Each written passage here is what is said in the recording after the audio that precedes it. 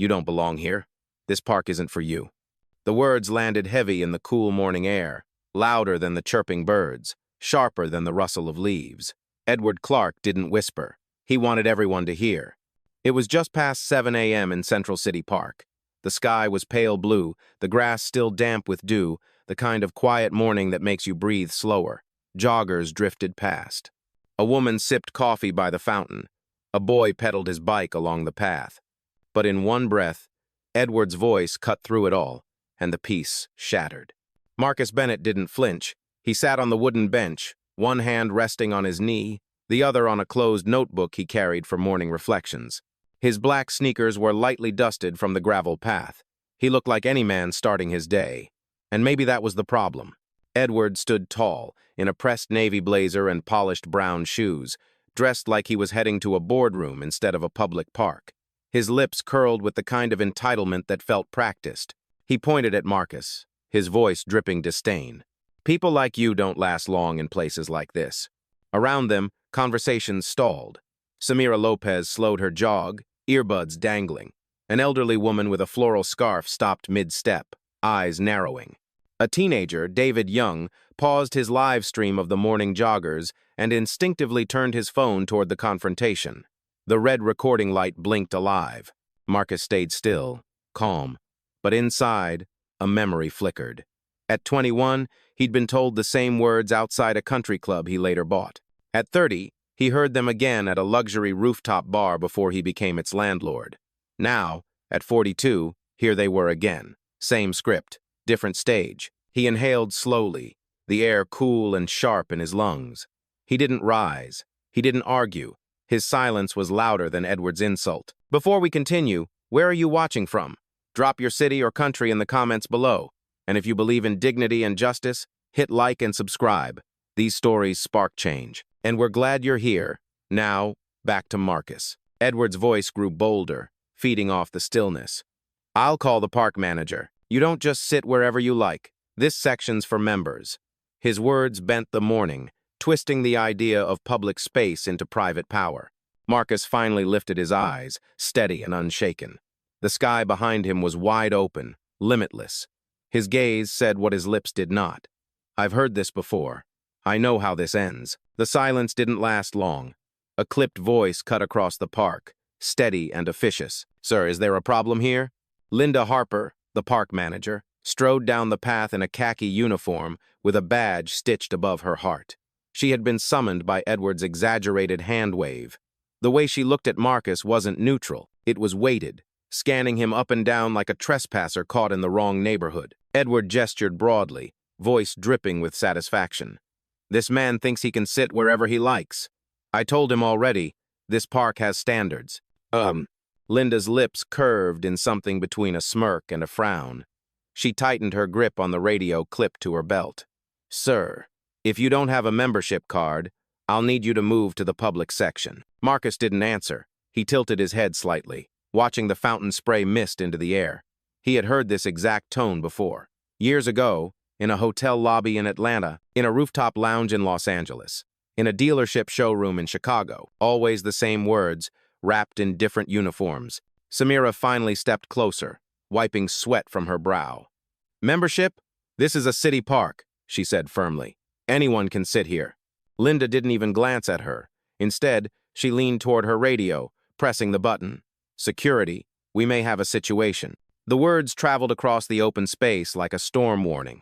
Conversations froze. A dog barked once, then quieted. David Young, still live on his phone, whispered into his stream. "You're seeing this, right? They're calling security on a guy just sitting on a bench." His chat lit up with angry emojis and disbelief. Edward stepped closer, lowering his voice so only Marcus could hear. "Better leave before this gets ugly." He smiled, the kind of smile that isn't friendly but triumphant. Marcus finally looked up, his gaze locking on Edward's. Calm, unblinking, unshaken, he didn't rise, he didn't argue, he simply sat, as if the bench itself anchored him to the ground. And in that moment, something subtle shifted. The air felt charged. The quiet witnesses scattered around the park weren't just watching anymore, they were waiting. Edward's patience cracked. He stepped closer, shoes grinding against the gravel. With one sharp motion, He jabbed a finger toward Marcus's chest. Get up. Don't make this harder than it has to be. The command echoed too loudly in the open air. A couple pushing a stroller paused. The elderly woman in the floral scarf shook her head, her lips pressed thin. Samira's arms crossed tighter, her jaw clenched. Marcus didn't move. He shifted his notebook slightly, as if protecting it from Edward's reach, and let the silence answer for him. That silence seemed to irritate Linda more than any words could. She pressed her radio again, this time with urgency. Unit 3, report to the East Fountain. Trespasser refusing to comply. Trespasser. The word landed heavy. The joggers who'd slowed nearby exchanged glances. A man sipping coffee muttered under his breath. He's literally just sitting. David Young angled his phone higher, making sure the lens caught Linda's face. His live stream chat exploded. This is harassment. Public park? Stay strong, bro. Samira finally spoke up, louder this time. He's not bothering anyone. Why are you escalating this? Linda turned her head sharply, irritation flashing. Ma'am, please step back. This doesn't concern you. But it did. The circle of witnesses was growing. A few teenagers leaned their bikes against the fence, watching intently. The elderly woman whispered almost to herself, I've seen this before. Always the same. Edward seized the moment, leaning down so close his shadow stretched across Marcus's lap. You can sit in plenty of other places, he sneered. But not here. Not today. Marcus exhaled slowly, his gaze steady. His voice, when it came, was low but clear. What exactly makes you think this bench isn't mine to sit on? Edward scoffed. Because you don't look like you belong. The words landed like a gavel, sharp, final, ugly. Around them, the park wasn't just quiet anymore. It was charged, humming with the collective awareness that something deeper was happening, something bigger than one bench. And still, Marcus didn't rise. He didn't shout. He stayed anchored, letting the storm gather around him, knowing exactly how it would break. The crackle of static broke the morning calm. From the far end of the path, a uniformed guard in a dark green jacket moved briskly toward the fountain, radio clipped to his shoulder. His boots struck the pavement with sharp, deliberate rhythm. Linda straightened, relief flickering in her eyes as if backup meant legitimacy. She pointed at Marcus without hesitation. That's him. He's refusing to comply. The guard slowed, his brows furrowed. He looked from Marcus calm, seated, notebook in hand to Edward, puffed up with authority, to Linda clutching her radio like a weapon. Something in his hesitation suggested he didn't see a threat. But Edward filled the gap. Do your job, Edward snapped. He's loitering where he doesn't belong. Samira's voice cut across him. He's sitting on a bench. That's not loitering, it's existing. The elderly woman with the scarf finally spoke loud enough for all to hear. I've walked this park for 30 years, never seen anyone dragged out for sitting. Her words carried a quiet weight, the kind that lingers longer than shouting. David's live stream caught every syllable. His chat scrolled faster now. Elder speaking facts. Security better think twice. This is insane. Marcus finally lifted his gaze to the guard. His tone was calm, almost conversational. You heard them call me a trespasser. Tell me what crime have I committed by sitting here? The guard shifted uneasily. His mouth opened, but no words came out. Edward filled the silence again, stepping forward like he owned the ground itself. The crime is pretending you belong. He's mocking the rules. Marcus's voice stayed steady, but it cut like steel. Rules or assumptions? That landed. Even Linda faltered, her grip on the radio loosening. The park seemed to hold its breath. Joggers had stopped mid-stride. A man with a golden retriever tugged his leash closer, whispering, "Unbelievable." The air wasn't just charged now, it was electric, vibrating with tension and unspoken judgment. Edward sneered, leaning closer. One call, and you'll be escorted out. Don't test us. Marcus tilted his head, eyes locked on Edward's. His silence wasn't submission, it was strategy. He let Edward's threat hang in the air, ugly and heavy, because the louder Edward got, the clearer the truth became to everyone watching. And for the first time, Edward seemed unsettled by how still his target remained. Edward's voice rose, sharper now, as if volume could disguise weakness. People like you always try to sneak in where you don't belong, always trying to play the system. The words sliced through the park louder than the splash of the fountain. Gasps broke out. A woman sipping coffee shook her head. A man in running gear muttered, "Did he really just say that?" Samira's arms dropped to her sides, fists clenched. You can't just say that to someone, she fired back. Her tone cracked with disbelief, but also with anger that had been simmering since the first insult. Linda shifted uncomfortably, glancing at the guard as if hoping he would take control. But the guard stayed rooted, his jaw tight, unsure whose authority he was supposed to obey. Edward, emboldened by his own words, turned toward the small gathering crowd.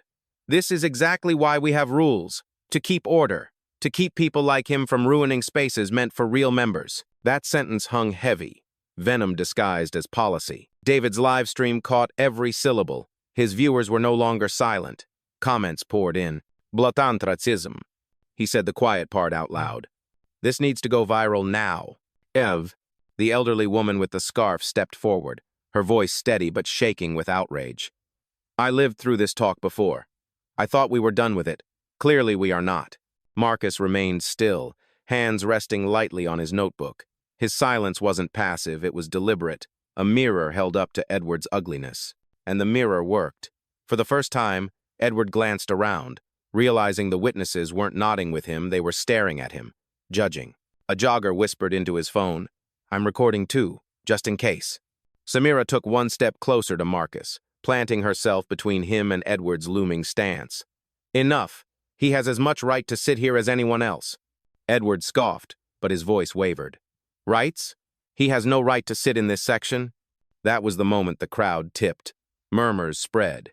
Heads shook. A man in a business suit near the fountain said clearly, It's a public park. He has every right. Oh, the line between accuser and accused was shifting, and Edward felt it. His face flushed, but his pride forced him to double down. He jabbed a finger toward Marcus again. Leave, now, before this gets worse. Marcus finally raised his head fully, eyes locked on Edward. Calm, controlled, heavy with intent. This isn't getting worse for me, he said softly. It's getting worse for you. The park went silent again, but this time the silence wasn't with Edward. It was with Marcus. The tension snapped like a wire pulled too tight. Edward, red-faced and trembling with indignation, lunged closer. His hand hovered just inches from Marcus's shoulder, the intent to shove clear in his body language. Gasps shot through the circle of witnesses. Samira stepped forward instantly, her voice sharp as glass. Don't touch him. Edward froze, hands suspended, but the damage was done. The implication of force, the threat of laying hands, was already hanging in the air like smoke. Linda raised her radio again, her voice sharper now. Security, remove this man immediately. The guard shifted uneasily, his eyes darting between Marcus, who remained seated and calm, and the growing crowd, whose murmurs had turned hostile but not toward Marcus. Toward the people accusing him, David Young whispered into his phone, his audience climbing by the hundreds. They're about to drag a man out of a park for sitting on a bench. You're watching this live. Edward's voice cracked, too loud, too insistent. He doesn't belong here. He's making a scene. But Marcus hadn't made a sound beyond one measured sentence. He hadn't stood. He hadn't lashed out. His very restraint made Edward's rage look unhinged. The elderly woman's voice rang out, clear and trembling with fury. The only scene here is you. Shame on you. Heads nodded. A man in running shorts lifted his phone higher. Another witness whispered to his child, Remember this. Remember who was calm. Samira took another step forward, planting herself beside Marcus now, not in front, but shoulder to shoulder. Her voice was steady. If you want to remove him, you'll have to go through me too, Linda snapped, her composure cracking. You'll regret this. Both of you. Marcus finally moved. Slowly, deliberately, he set his notebook down on the bench and looked up at the guard. His voice was calm, but it carried weight. If you put your hands on me, it will be the last mistake you make in this uniform. The words weren't shouted. They didn't need to be. They carried the certainty of someone who knew exactly where this was heading. The guard hesitated, his hand hovering near his radio but not pressing the button. His eyes flicked to the crowd, then back to Marcus. Something in his stance faltered. For the first time, Edward's bravado dimmed, his finger still pointed, but it trembled. The control he thought he had was slipping, and the park knew it. Edward's pride wouldn't let him retreat. His hand finally came down, pressing hard against Marcus's shoulder as if forcing him to stand. The reaction was instant. A collective gasp shot through the park. Samira's voice rang out, furious. You can't put your hands on him. David's live stream caught it all, the shove, the outrage, the crowd's voices rising like a tide. His comment feed exploded. That's assault. Unreal. Keep filming. The elderly woman took a step forward, pointing her cane at Edward. You just crossed a line. Edward sneered, but there was sweat beading on his forehead now. Someone had to do it. People like him don't listen unless you force them. The phrase landed heavy, poisonous. Even Linda's face flickered with unease, though she quickly masked it with authority. She barked into her radio again, her voice too loud, too brittle. Unit 3, escalate. Remove him by force if necessary. But the guard didn't move. His eyes were on Marcus, who still hadn't stood, still hadn't lashed out. The contrast was undeniable: rage on one side, composure on the other. Marcus finally lifted his voice, steady as stone. Every witness here just saw what you did. Think carefully before you double it. Samira echoed him, louder. We all saw it. He was sitting quietly, and you grabbed him. This is on you. Murmurs rippled outward. A jogger pulled his earbuds out and said loudly, I'm recording too. A father with his teenage son added, so am I. Phones lifted, one after another, until nearly every angle of the confrontation was covered. Edward's bravado faltered. His eyes darted to the lenses aimed at him, his hand slipping back from Marcus's shoulder like it had touched fire. But his pride forced one last desperate swing. He jabbed a finger toward Marcus and shouted, He's a fraud! A pretender! He doesn't belong in this park or anywhere like it. This time, no one nodded. No one agreed. The silence that followed wasn't compliance, it was condemnation. Marcus's reply was quiet, but it carried through the charged morning air. You've mistaken silence for weakness. That's your last mistake. The words dropped like a gavel, and for the first time, Edward realized the crowd wasn't his ally, they were Marcus's shield. The words lingered in the crisp morning air, heavy enough to still the entire Fountain Plaza. Edward tried to hold Marcus's gaze, but the weight of silence pressed back harder than any shove. Then Marcus moved, not hurried, not rattled. He reached into his jacket pocket and drew out his phone. One simple tap on the screen. The faint buzz of a call connected. Jordan, Marcus said evenly, his voice low but carrying. Bring the file. Bring it here. Those around him didn't know who Jordan was, but the tone made it clear this wasn't a plea for help. This was protocol. Edward scoffed, trying to recover ground. Calling for backup now? Who's going to save you? He looked around at the gathering crowd. Don't be fooled. This is a stunt. He's pretending. But the crowd wasn't buying it anymore. David's phone captured Edward's red face, his frantic gestures, his unraveling authority. Comments streamed across the screen.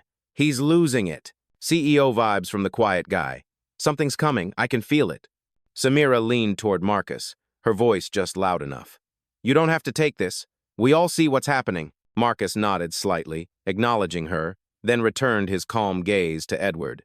You should be careful with what you call a fraud. Some words don't disappear once they're spoken. Edward laughed, brittle and strained. Big talk for someone about to be escorted out by security. He turned to the guard, snapping his fingers like he owned him. Do it, now. The guard hesitated. His hand hovered near his radio, but he didn't press the button. His eyes flicked to Marcus, then to the wall of phones recording. The hesitation spoke volumes. Linda stepped in, her voice sharp, desperate. If you won't do it, I will call in more support. We're not letting him take over this park. The elderly woman's voice cut across her words. Firm, resonant. He's not taking over. He's sitting. You're the ones making a scene. The murmurs grew into open agreement. A jogger called out, Leave him alone. Another voice added, This is public land. He has every right. And in the middle of it all, Marcus stayed composed, eyes steady, phone still in his hand. Jordan's voice crackled faintly on the line, audible enough for those closest to hear. Understood, I'm on my way. Marcus didn't smile. He didn't gloat. He just spoke with quiet certainty. This isn't ending the way you think it will. The crowd leaned in, sensing the shift. Something was coming, and for the first time, Edward's authority looked fragile. Minutes later, footsteps echoed across the stone path. A tall man in a tailored gray suit approached, cutting through the morning crowd with measured strides. He wasn't rushed, but every step carried authority. In his hand was a leather folio, clasped tight. The crowd shifted, murmurs rippling. Samira whispered, Who's that? David swung his phone to capture the newcomer, his live stream chat exploding. Reinforcements? That's no lawyer, that's a boss. Edward puffed up again, mistaking the moment for his victory. He barked out, "Finally, someone official. Good, escort this man out of here before he causes more trouble." The suited man ignored Edward entirely. He walked straight to Marcus, offering the folio with a crisp nod. "Mr. Bennett, everything you requested is here."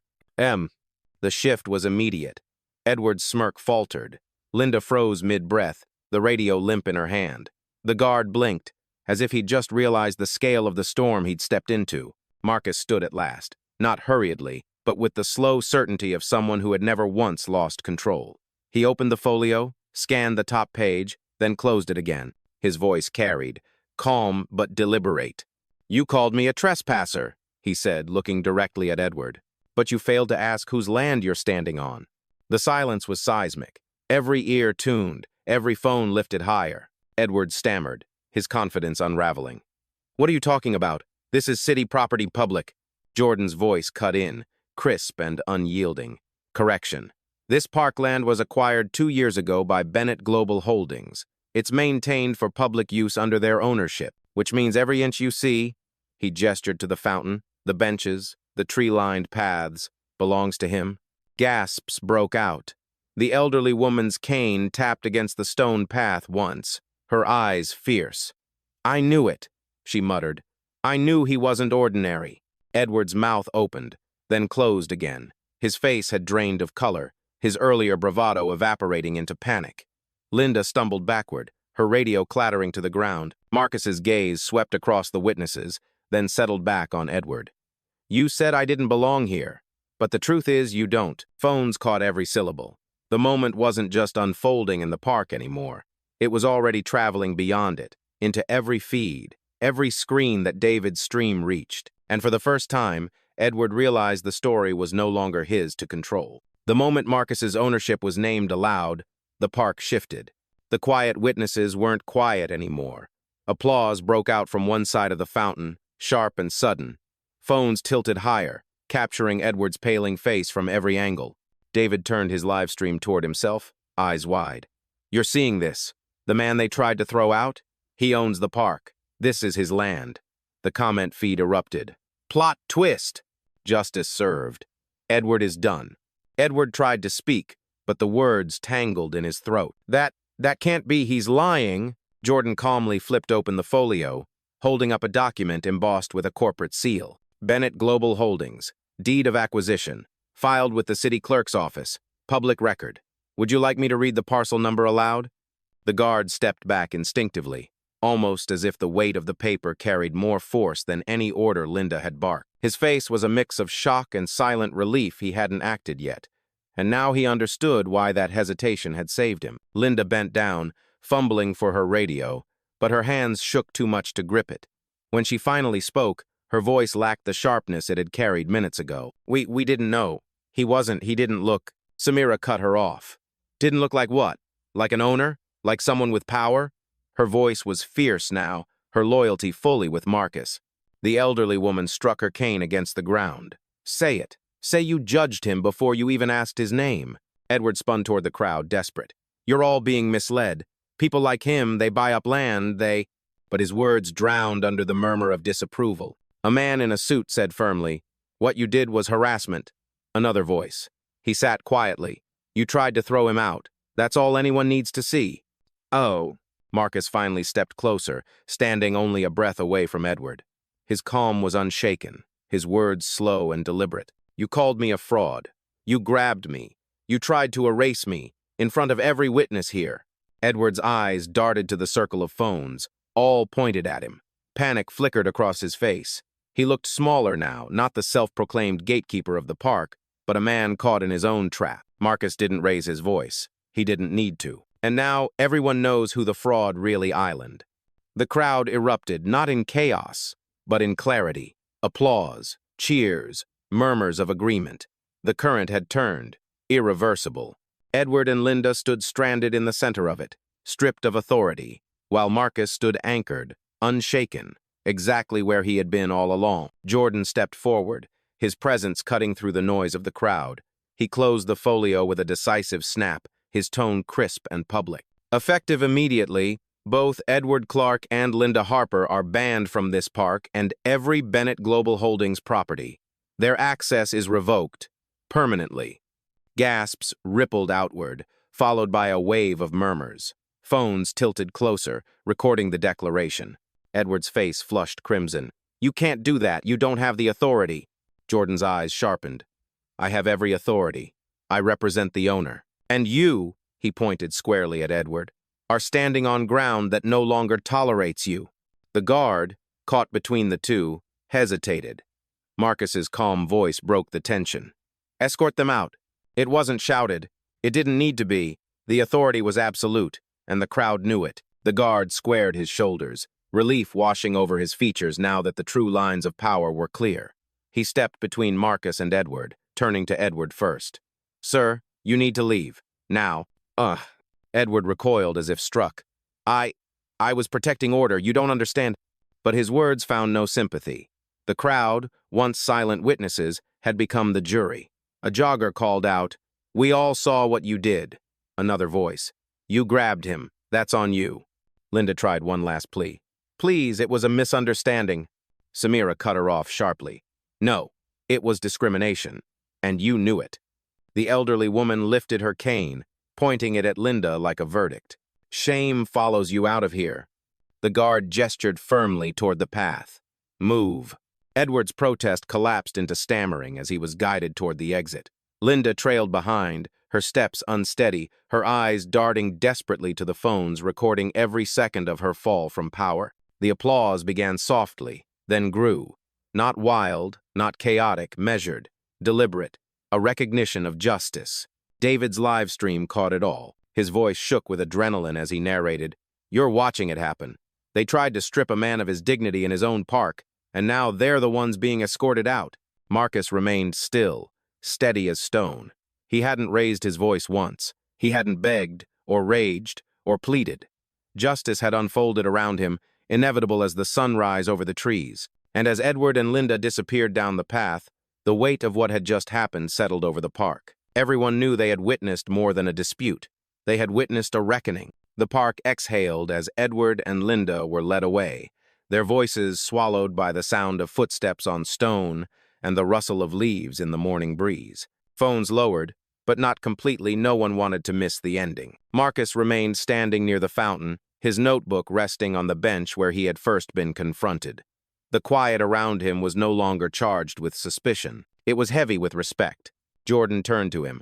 "Orders carried out, Mr. Bennett. Security will file the incident report and circulate the bans across all properties." Marcus nodded once, the motion calm, final. "Good. Let the record show what silence endured and what arrogance exposed." Samira stepped closer, her eyes bright with something between relief and awe. "You didn't even raise your voice," she said softly. "You didn't have to." Marcus looked out over the water, where sunlight was beginning to catch the spray of the fountain, turning droplets into brief sparks of light. "Power doesn't need to shout," he said. "It just needs to stand." The elderly woman tapped her cane, her voice firm. And it stood here today. Applause rose again, not frantic but steady, a current of approval that spread through the witnesses like warmth through cold air. David held his phone higher one last time, his stream buzzing with comments. "Legend.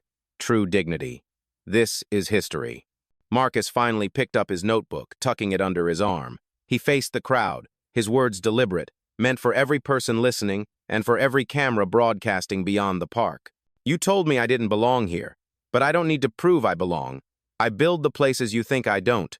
The words cut through the air like a verdict, final and unarguable. The crowd stilled, then erupted in applause once more, sealing the moment in memory and in recording. Marcus turned back to the path, his stride unhurried, grounded, the kind of walk that left no doubt he had been in control from the first second. Jordan fell into step behind him, carrying the folio. Samira stood taller, proud to have stood beside him. David lowered his phone, knowing his stream would live far beyond the morning. And as Marcus walked out of the park he owned, the truth remained, etched in the minds of everyone present. Dignity had not shouted, but it had spoken louder than anything else. Justice had not been demanded. It had been inevitable.